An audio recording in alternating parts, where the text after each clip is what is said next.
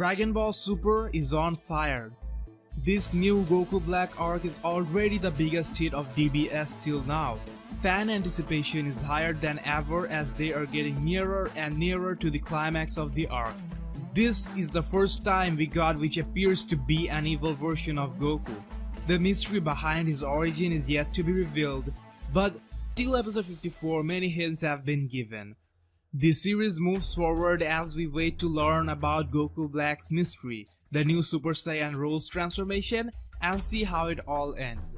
As waiting a week for the episode was already quite hard for the diehard fans of DBS, this week it's even worse because unfortunately they are taking a 1 week break due to the Olympics, and Dragon Ball Super episode 55 will air on August 21st. So while we wait, let's break down the preview, make some prediction, and have some cool discussion with other fans of the series. But before going into detailed analysis of the Dragon Ball Super episode 55 preview, let's take a look at the title and summary which was revealed earlier. Dragon Ball Super episode 55. Hey, I wanna meet Son Goku, a summons from the Omni-King. After receiving a message from the Omni-King that he wants to meet with Son Goku, the God of Destruction Beerus orders Goku to go to the Omni-King at once. If the Omni-King is displeased, the entire universe might be wiped out, but despite Beerus being beside himself with worry, Goku is totally carefree, or rather seems to find the whole thing a nuisance. What could be the Omni-King's true motive for summoning Goku? So, in episode 54, the Omni-King called Beerus and Whis and said he wants to meet Goku. Obviously, that's big and I'll talk about it in this video. But since it's an episode 55 breakdown, I want to talk about Zamasu and Gawasu first because that appears to be the most interesting thing to me right now. In the last episode, Gawasu officially promoted Zamasu to Kaioshin, and as a sign, he gave him that earring or Potara. Surprisingly, in episode 55 trailer, we see that Gawasu is taking back the earring. This has taken many fans by surprise, and they are wondering why Gawasu is demoting him like that. In this case, we have to focus on the details. When Gawasu promoted him, he said that he could be a Kaioshin for that moment. He never said that this is permanent, as only the Kaioshins are able to time travel. He made him a Kaioshin for that purpose only. Sure, it could extend and become permanent, but it sounds like Zamasu messed things up. Maybe he said something or did something after their 1000-year time travel. Well, basically Zamasu was right about the inhabitants of planet Babari, and at the end of that episode his philosophy didn't change either. He still thinks mortals should be removed for a peaceful universe. Of course, that type of mentality is against the criteria of becoming a Kaioshin, as Gawasu explained around 99 times before, so that is probably why he's taking it back. One thing about Gawasu that bothers me is that he never refutes logics of Zamasu. He's always like, it doesn't matter if you're right or wrong, we can do this because it's not our job. He almost makes it sound like he agrees with Zamasu. Also, when Zamasu is at such a unstable condition, I just didn't get why he thought it would be the perfect time to show him how to use the time ring and travel into the future. It's like Gawasu is showing him everything required to cause a chaos. You could say Zamasu mentally manipulated him in a way. A theory is circulating that Gawasu might end up joining hands with Zamasu, but that is very unlikely. The theory which seemed more valid to me is that Zamasu will kill Gawasu, take the time ring and the earring and control Goku Black.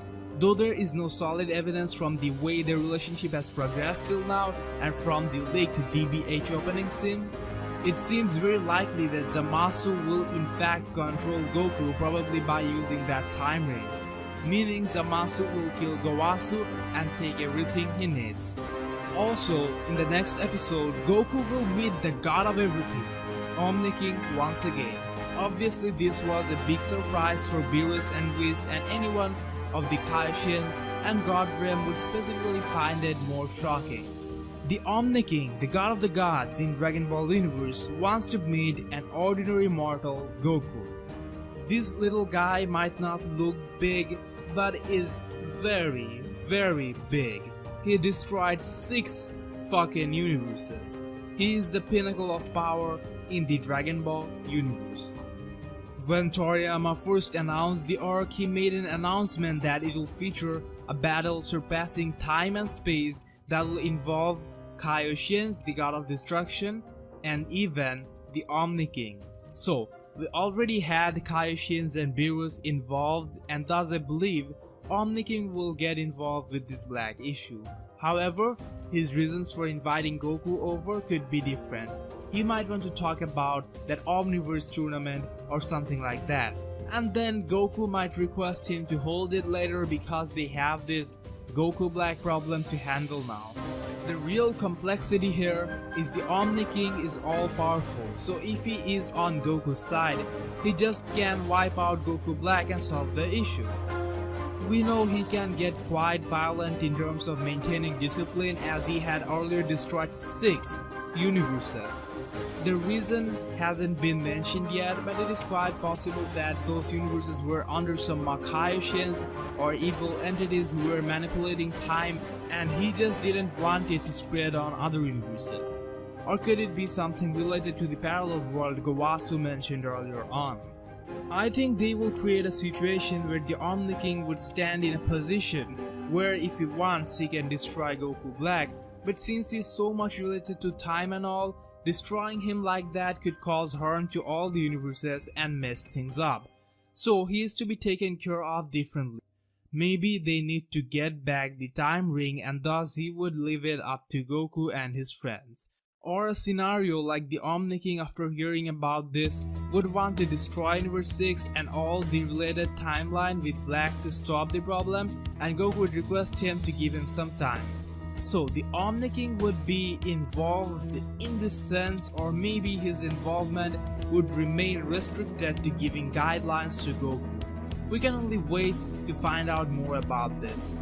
In the trailer, we also see this Whis looking small guy. There's no official source confirming his name or role yet, but I'm assuming he's like the head of all the Whis kind or something like that. That round thing Whis has around his neck, this guy has it over his head, and I'm theorizing he has something to do with time. He's probably the god of time or master of time. We know Whis is naturally able to reverse time, so since they look similar, it is quite possible that the guy has something to do with time. Now combining all this, I'm coming to a very far-stretched theory based on assumptions only. In the trailer we see Goku meet Supreme Kais, the classic Kaioshians, and it looks like something happened. We also saw that Gowasu will take the ring back from Zamasu.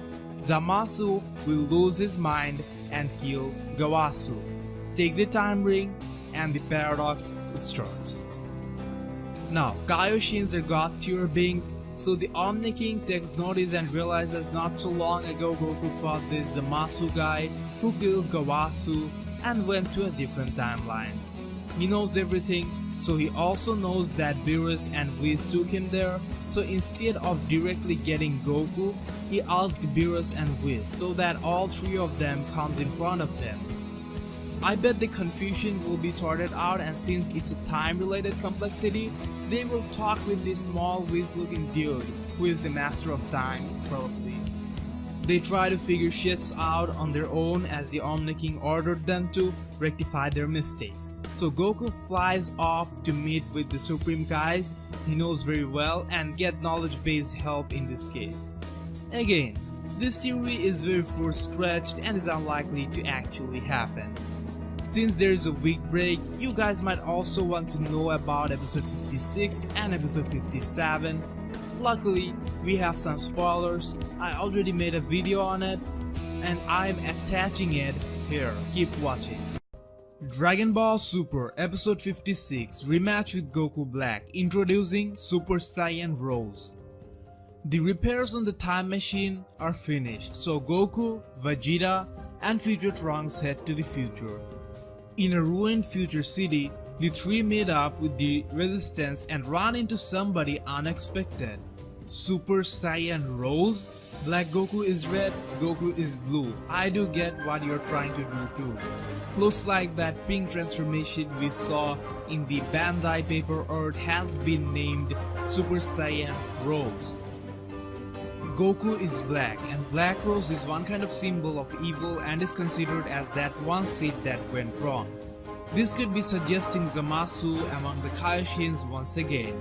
However, I hope Goku Black will look badass with that transformation, but the real mystery is how he achieved that form and how strong it really is.